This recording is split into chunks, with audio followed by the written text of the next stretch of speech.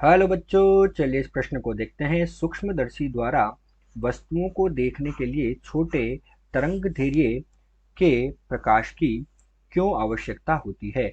तो बच्चों, यहाँ जो प्रश्न दिया गया है इसमें हमसे कहा गया है कि सूक्ष्मदर्शी द्वारा जब हम वस्तुओं को देखते हैं तो देखने के लिए हमें छोटे तरंगदैर्घ्य के प्रकाश की आवश्यकता होती है।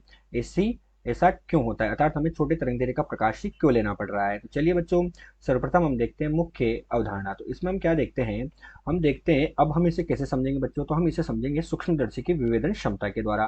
तो इसमें हम लिखेंगे सूक्ष्मदर्शी की विभेदन क्षमता।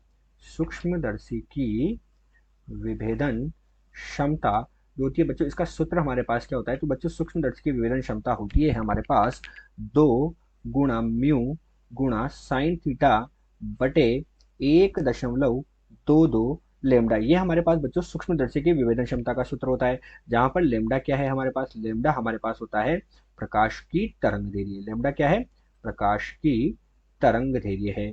इसी के साथ हमारे पास जो है म्यू, ये हमारे पास क्या है, वस्तु तथा अभिदृश्यक जो लेंस है उनके मध्य जो माध्यम है उस माध्यम का क्या है बच्चों, ये अपवर्तनांक है। तो ये माध्यम का हमारे पास क्या हो जाएगा, अपवर्तनांक हो जाएगा। यहाँ पर बच्चों थीटा जो होता है, ये थीटा हमारे पास संकुल कोण होता है, अर्ध संकुल कोण। दो थीटा हमारे पास संकुल कोण होता है और थीटा हमारे पास अर्ध संकुल कोण होता है। तो ये हमारे पास सूक्ष्मदर्शी की विभेदन क्षमता होती है, जिसमें विभेदन क्षमता हमारे पास जो तरंग दे रही है उसके व्युत्क्रमानुपाती है। यही इस प्रश्न की मुख्य अवधारणा है। चलिए बच्चों, अब हम प्रश्न को हल करते हैं। तो अब हम कर रहे हैं प्रश्न का हल, और उसमें हमसे पूछा गया कि हम कम तरंग दैर्घ्य का क्यों लेते हैं। तो सबसे पहले तो हम लिखेंगे कि विभेदन क्षमता जो तरंग दैर्घ्य है उसके कैसी है, व्युत्क्रमानुपाती है। तो बच्चों, सूक्ष्मदर्शी द्वारा अगर हमें किसी भी वस्तु को देखना है तो हमारे पास क्या होना चाहिए बच्चों, कि उसकी क्षमता जो है वो अधिक होनी चाहिए। और उसकी क्षमता कब अधिक होगी बच्चों, जब हमारे पास उसकी तरंग दैर्घ्य क्या हो, कम होगी। अतः उसकी विभेदन क्षमता को बढ़ाने के लिए हम क्या करते हैं, तरंग दैर्घ्य को कम रखते हैं। इसीलिए छोटे तरंग दैर्घ्य के प्रकाश की आवश्यकता होती है।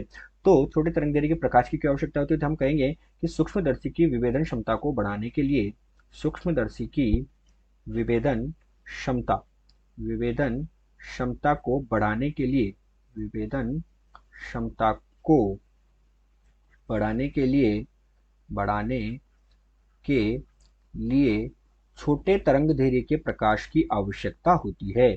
छोटे तरंगदैर्घ्य तरंगदैर्घ्य के प्रकाश की प्रकाश की आवश्यकता आवश्यकता होती है होती है। इसीलिए हमें सूक्ष्म में छोटे तरंगदैर्घ्य के प्रकाश की आवश्यकता है। आशा करते हैं दिया हुआ प्रश्न आपको समझ आया होगा। धन्यवाद।